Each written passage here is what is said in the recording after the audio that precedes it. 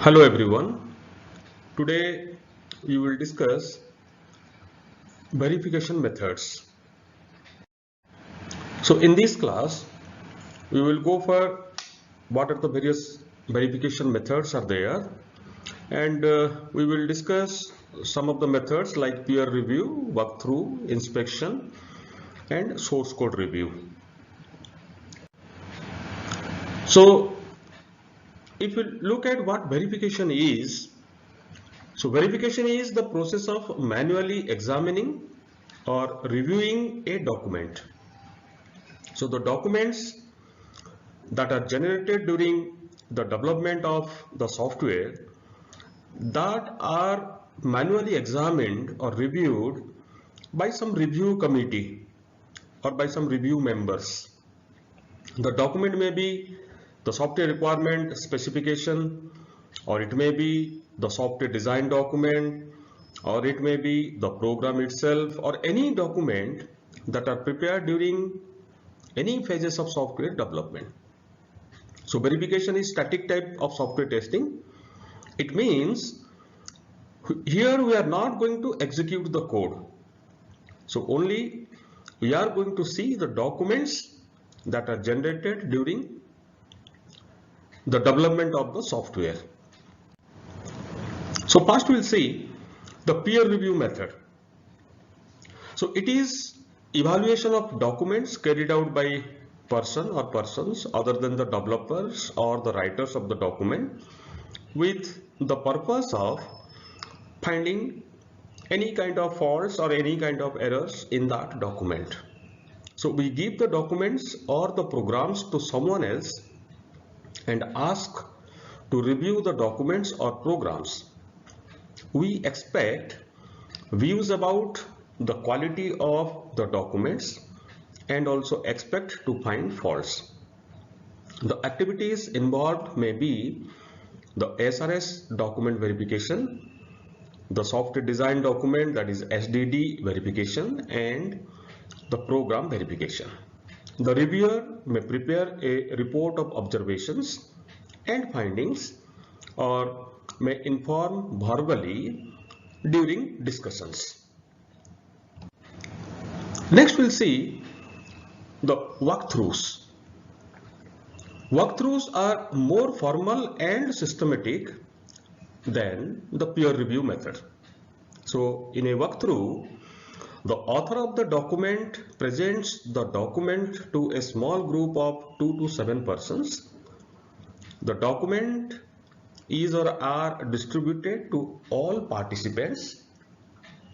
During the meeting, the author introduces the material in order to make them familiar with it, and all participants are free to ask questions. And after the review, the author writes a review report about the findings and any faults pointed out in the meeting. The disadvantages of walkthrough: it may be the non-preparation of participants and incompleteness of the documents presented by the authors. It may happen. The author may hide some critical areas and unnecessarily emphasize on some specific areas of his or her interest. The participants may not be able to ask many penetrating questions. So that's the reason why in some cases the walkthrough maybe not maybe a successful one. These are some of the disadvantages. As compared to this, the inspections, this is also called formal reviews or technical reviews or inspections, formal technical reviews, etc. So this is the most structured and most formal type of verification methods as compared to peer reviews and walkthroughs. Inspections are more formal or more structured. The documents is or are distributed to all participants in advance in order to give them sufficient time for preparation. A team of 3 to 6 participants are constituted, which is led by an impartial moderator. So everyone may get time to express their views and after the meeting, a report is prepared by the moderator and circulated to all participants. They may give their views again, if any, or discuss with the moderator. So next we'll see the process of source code review. A source code review involves one or more reviewers examining the source code and providing feedback to the developer, both positive and negative. So reviewers should not be from the development team. So always the reviewers should be some independent party or a person you may call from some other development team to review your source code. So issues related to code review. So during the code review process, what are the things that generally they look for? So they can go for preparing a checklist, and the checklist may answer, these are the questions you can put. So the first one is always use meaningful identifiers. So in your code, whenever you are going to create or declare one identifier, so whether that identifier has been given a proper name or not. So meaningful name means in a program, suppose you are going to write like you are declaring some variables like x, y, z.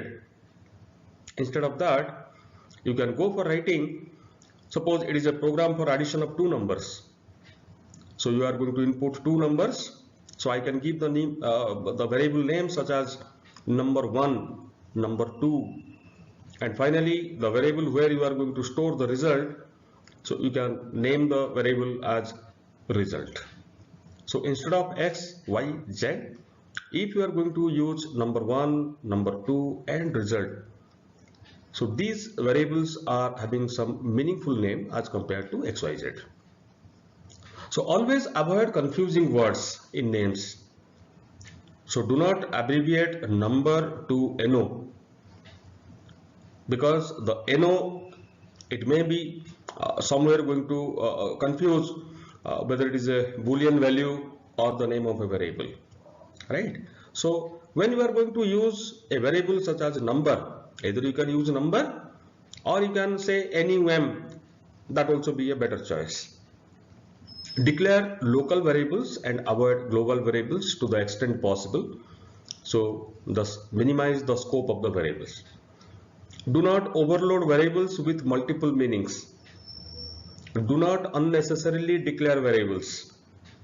So if in a program you are going to declare some variables and those variables are never used in your program, then what is the use of declaration of those variables? So always try to remove those variables which are not used in your program. So unnecessarily don't go for declaring variables.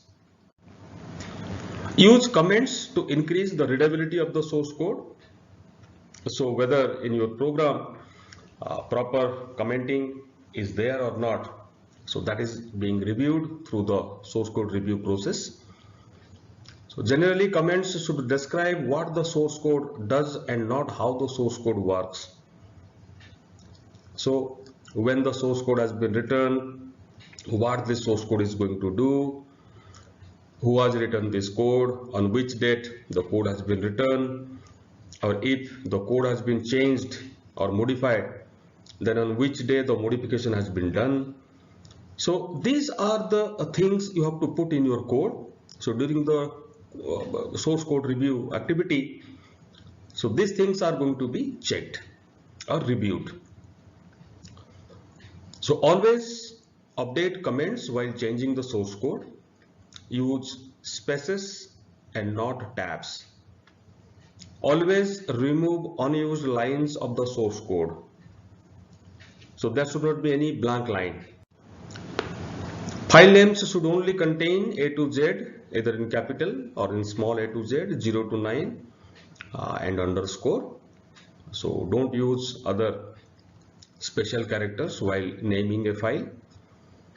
The source code file name should be all lowercase.